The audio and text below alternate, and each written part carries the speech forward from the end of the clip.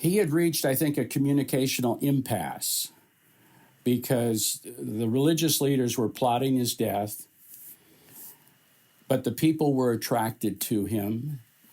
And so in teaching parables, he kept the people with him without explicitly offending the religious leaders, and then left it for the disciples to follow up on their time.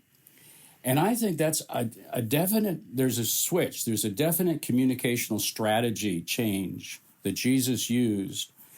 And that's why it comes, I think, when it does in Matthew. It kind of had reached a point. So, and the parables, I think, also are very effective today for communicating somewhat implicitly and indirectly. They're a challenge to preach. They're not easy to preach. Right. Because people are really familiar with them. But several things help, I think, in preaching them. One is they all have Old Testament roots. They are not on-the-fly stories made up by Jesus. You know, they're not free associating. They are deeply rooted in the Old Testament, most of all of them. And then second, I keep reminding myself all the time when I'm preaching the parables, Jesus is speaking here. Jesus is speaking here.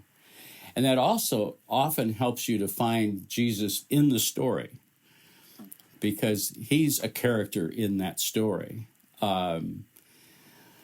And that just opens up the interpretation so that you really are, you're going beyond an anecdote, you're going beyond a story. What is Jesus illustrating here with that story? And pretty frequently, it's mercy over merit. You just think in terms of that gospel truth that's coming through.